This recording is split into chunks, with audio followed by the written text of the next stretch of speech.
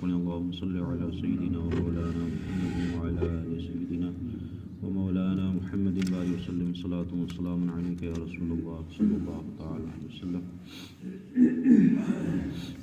سورہ واقعہ کی چند آیات اور اس کا ترجمہ و تفسیر ہے۔ بسم اللہ الرحمن الرحیم۔ علی ان نبدل امثالکم وننشئکم فیما لا تعلمون۔ رب ارشاد فرماتا ہے کہ تم جیسے اور بدل دیں اور تمہاری صورتیں وہ کر دیں کہ جس کی تمہیں خبر نہیں۔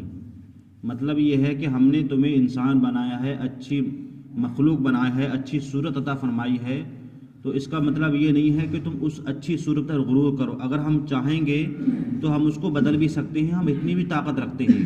جیسے کہ پہلے کے جو نبیوں کی جو امتیں تھیں تو انہوں نے جب اپنی حضور اکرم صلی اللہ علیہ وسلم اور اپنے رسولوں کی انہوں نے جب تکذیب کی تو اللہ نے انہیں جو ہے بندر کی صورت میں، خنزیر کی صورت میں انہیں بنا دیا۔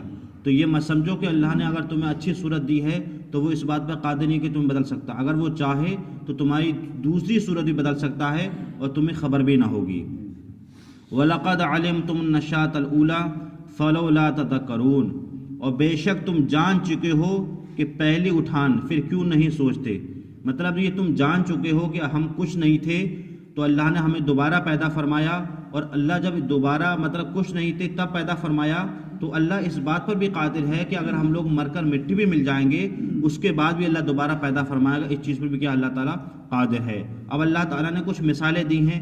قرآن فرماتا ہے کہ افرأیتم ما تحرثون، بھلا بتاؤ جو تو بوتے ہو۔ مطلب بونے سے مراد یہاں دانہ ڈالنا۔ مطلب قرآن یہ کہہ رہا ہے کہ اے لوگو بھلا سوچو تو جو تم کھیتوں میں دانہ ڈالتے ہو، اَأَنْتُمْ تَزْرَعُونَهُ أَمْ نَحْنُ الزَّارِعُونَ، کیا تم اس کی کھیتی بناتے ہو یا ہم بنانے والے ہیں۔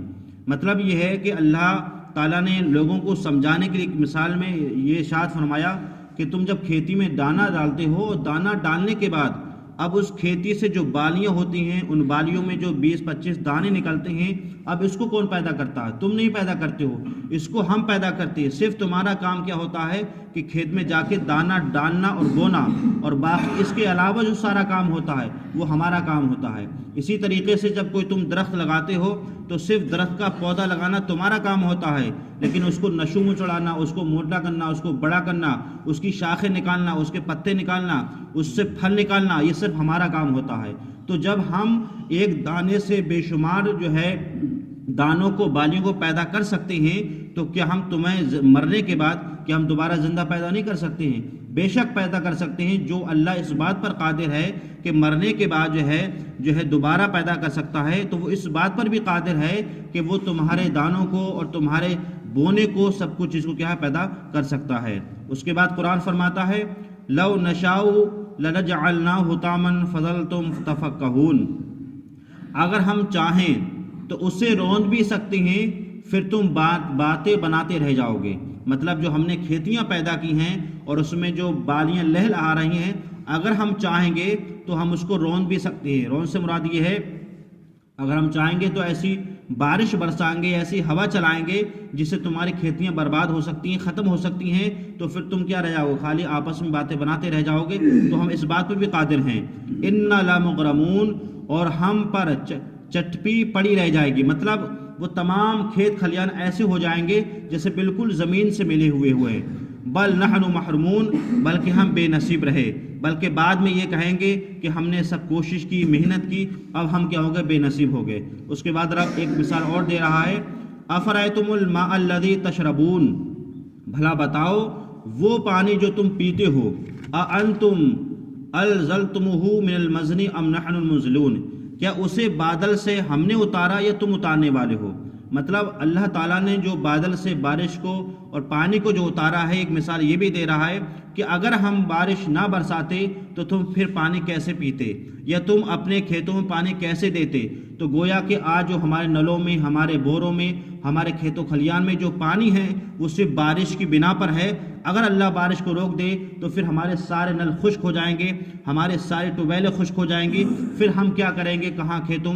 تو سب کچھ یہ اللہ تعالیٰ پیدا فرماتا ہے پانی کے ذریعے سے، اور اس پانی کو پیدا فرمانے کے بعد انسان پیتا بھی ہے، انسان استعمال بھی کرتا ہے، انسان دوسرے کاموں میں استعمال کرتا ہے۔ اور اب یہ بھی ارشاد فرماتا کہ ہم نے پانی تو پیدا کیا، لو نشاء جعلناہ اجاجا فلولا تشکرون، اگر ہم چاہتے تو اسی پانی کو ہم کھاری بنا دیتے تو پھر تم کیوں نہیں شکر ادا کرتے۔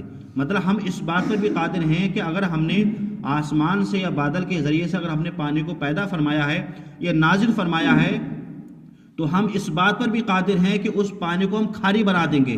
کھارے سے مراد یہ کہ جس میں نمک زیادہ ہوتا ہے تو پھر تم کیسے پانی پیو گے۔ تو گویا کہ جتنی بھی نعمتیں ہیں یہ صرف اللہ کی ہیں، تو ہمیں اللہ کا شکر ادا کرنا چاہیے۔ اے مولا، تو نے جتنی بھی نعمتیں پیدا فرمائی ہیں وہ انسان کے لیے پیدا فرمائی ہیں، تو انسان کو اللہ کا احسانی بننا چاہیے اور اس کا شکر بھی ادا کرنا چاہیے۔ اللہ تعالی ہمیں اور آپ کو قرآن پاک سمجھنے کی اور اس پر عمل کرنے کی توفیق عطا فرمائے۔ اللہم صلی